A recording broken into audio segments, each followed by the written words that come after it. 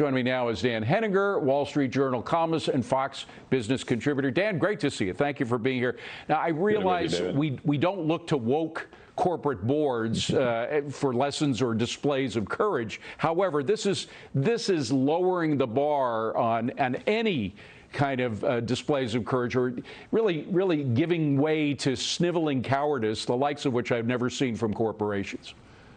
Yeah, it's pretty embarrassing for them to basically be throwing Taiwan over the side like this at the moment when the Chinese are threatening it the way they are.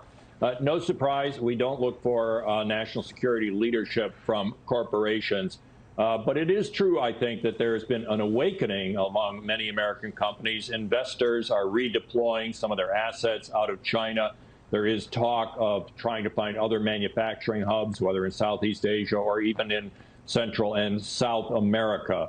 But the Taiwan exercises by the Chinese military make it clear that this process is going to be going underway. And no matter what Apple and the others do with Taiwan, it's unavoidable that they're going to have to redeploy some of their manufacturing out of China. Just one more point, though, about these corporations. These are the same woke corporations that, based on lies, were calling for the boycott of Georgia after the Georgia voter law. I mean, based on pure lies about what that law was. So they lie to beat up America, and then they also lie to help the communist Chinese. Something is very wrong here.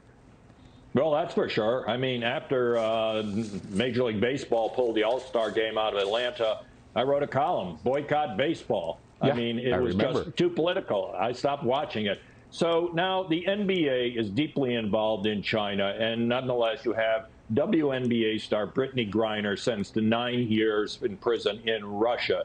Does anyone think that the Chinese, Xi Jinping, wouldn't do something similar if he thought it was in his interest?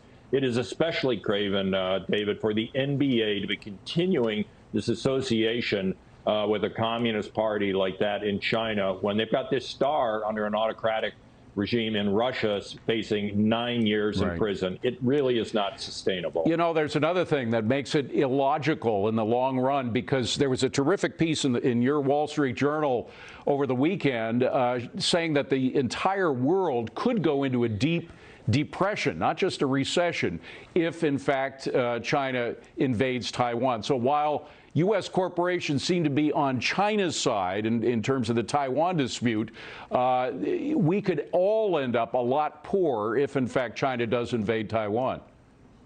Yeah, there's no question about it. We would. I mean, all bets would be off, and the redeployment of assets would be extraordinary. I'm not so sure this is about actually invading Taiwan. I think what we're seeing primarily, David, is an extraordinary display of might by Xi Jinping in advance of that big Communist Party meeting this fall where he is going to consolidate power. But look what's been going on in China, one crackdown after another. They cracked down on their own tech companies like Alibaba. They captured Hong Kong, the extraordinary COVID shutdowns around the country. And now this reaction way out of scale to Nancy Pelosi's visit in Taiwan of military might around Taiwan.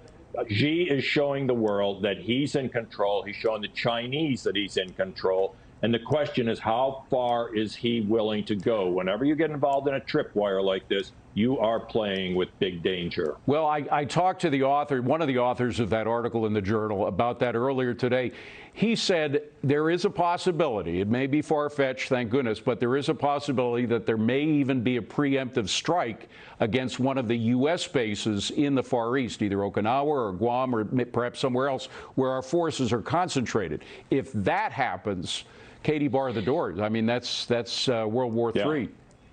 Well, I read that article in the Wall Street Journal this weekend, and he's right about that. But I think they also made the point that this would not be a cakewalk for China if they were to do something like that. If they actually went across the line and attacked Taiwan itself or U.S. military in the South Pacific, it would be a very difficult thing for them to succeed.